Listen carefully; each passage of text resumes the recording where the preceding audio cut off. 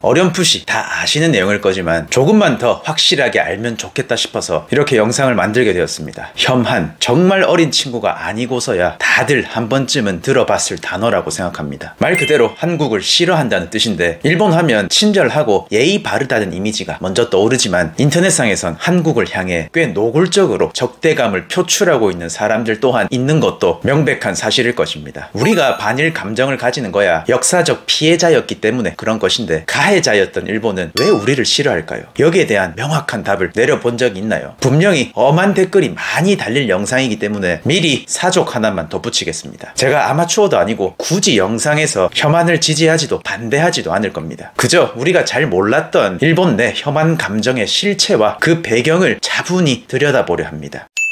혐한이라는 말이 본격적으로 퍼지기 시작한 건 2000년대 초 일본의 인터넷 커뮤니티에서 시작되었습니다. 한국인이라면 다 아는 2002년 한일 월드컵을 시작으로 일부 일본인들 사이에서 한국이 실력보다 과대평가되고 있다는 인식이 생기기 시작했고, 여기서 말하는 실력이란 4강 진출을 했던 한국 축구 선수들의 실력이자 국가 이미지 및 위상 등을 포함한 전반적인 국가 위상을 뜻합니다. 그리고 비슷한 시기에 한국 드라마가 일본 안방까지 파고들면서 낯선 문화에 대한 불편함, 경계심도 함께 자라나기 시작했습니다. 2010년대에 들어선 유튜브의 알고리즘이 본격적으로 작동하면서 상황은 더욱 복잡해집니다. 이전보다 혐한 영상을 훨씬 더 쉽게 접할 수 있게 되었고, 이미 어느 정도 정치적으로 치우쳐 있거나 혐한 감정을 갖고 있던 사람들은 그 알고리즘의 반복 추천 속에서 더 깊이 빠져들 수밖에 없는 구조가 만들어집니다. 결국 망할 알고리즘이 시청자 개개인을 더욱 심취하게 만들어 버렸다는 것입니다. 사실 요즘 유튜브 좀 본다는 사람들은 다 아실 겁니다. 자기가 어떤 정치 성향을 가지고 있는가에 따라 본인 입맛에 맞는 영상만을 줄줄이 추천받게 된다는 거. 그리고 그 영상만을 주구장창 보게 되면 진짜 제정신이 아닌 사람처럼 생각이 굳어버리게 되죠. 알고리즘이라는 것이 이래서 무섭습니다. 생각을 확장시키는 게 아니라 확신만을 반복해서 주입하니까요. 아무튼 모든 혐한 영상이 다 그렇지는 않고, 몇몇 영상들이 정말 보기가 힘들 정도로 단순히 한국을 싫어한다는 표현을 넘어 왜곡된 정보와 근거 없는 편견을 반복해서 강화하는 방식을 이용하고 있습니다. 예를 들어 한류를 좋아하는 일본인은 정신적으로 문제가 있다, 한국을 잘 아는 정치인은 매국노다 와 같은 말들이 별다른 제지 없이 퍼지고 있습니다. 어떤 세대가 혐한 컨텐츠를 많이 보는지는 정확한 통계는 없지만 중장년층이 주요 소비층일 거라는 분석도 있다고 합니다. 그렇다고 해서 세대 전체를 또 일반화해서는 안 되겠죠. 그런데 여기서 우리가 주목해야 될 점은, 이런 혐한 표현들이 일본 사회 안에서는 별다른 문제로 인식되지 않는 경우가 많다는 겁니다. 물론 누가 한국을 싫어하고 그 감정을 표출한다고 해서 그 자체만으로 문제라고 볼 수는 없을 겁니다. 솔직히 말해 저를 포함해서 여러분도 하나쯤은 그런 행동을 해오고 있을 테니까요. 하지만 일본 사회에서는 왜 유독 이런 표현들이 큰 문제로 부각되지 않을까, 그 배경을 살펴볼 필요가 있습니다. 가장 큰 이유는 일본의 언론이나 미디어가 이런 혐한 정서를 공개적으로 비판하거나 깊이 토론하는 문화가 거의 없다는 점입니다. 그래서 혐한 표현조차도 그냥 개인의 의견 정도로 받아들여지는 경향이 강하다는 거죠. 결과적으로 이런 사회 분위기 속에서 혐한 발언을 가지고 문제 삼기가 어려워지고, 표현의 자유라는 이름 아래 비판조차 조심스러워지는 상황이 생겨나는 것입니다.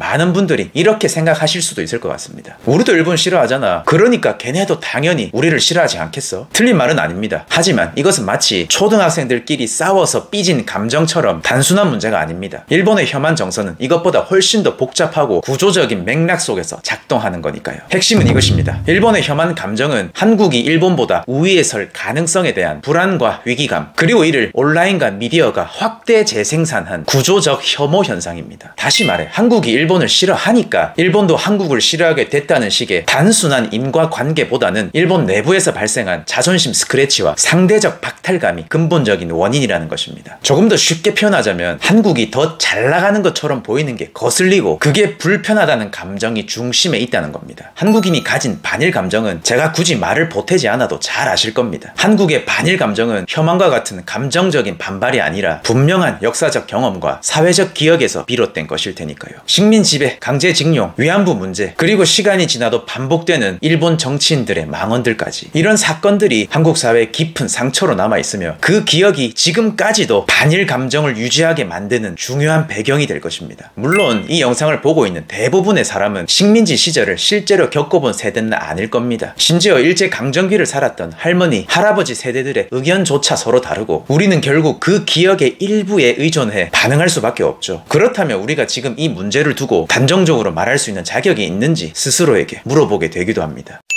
정리하자면 한국의 반일 감정은 역사적 기억에 기반한 반감이고, 일본의 혐한 정서는 상대적 위치에서 비롯된 반감으로 보면 되겠습니다. 이것이 바로 두 나라 감정의 구조적 차이라고 볼 수 있습니다. 자, 우리가 혐한이라는 감정을 왜 알아야 할까요? 가해자였던 일본이 감히 피해자였던 우리를 싫어하기 때문에 그들을 더 미워하고 결코 용서하지 않기 위해서일까요? 절대 그렇지 않습니다. 혐한이라는 정서를 제대로 비판하려면 그 감정의 구조와 맥락을 먼저 이해해야 합니다. 그래야 감정이 아니라 논리로 말할 수 있고 혐오를 혐오로 되갚지 않는 건강한 자세를 가질 수 있으니까요. 이해가 반드시 동의나 용서를 의미하진 않지만 이해가 부족하면 혐오가 자라나는 건 너무나 분명한 사실이지 않겠습니까? 저는 혐한 정서를 없애고 싶다면 분노보다 분석이 먼저 나와야 하고, 그것이 우리가 한 단계 더 앞으로 나아갈 수 있는 방식이라고 믿습니다. 지극히 개인적인 의견인데, 저는 국내든 해외에서든 진상 부리는 한국인도 너무너무 싫고 혐한만을 주구장창 외치는 일본인도 너무너무 싫습니다.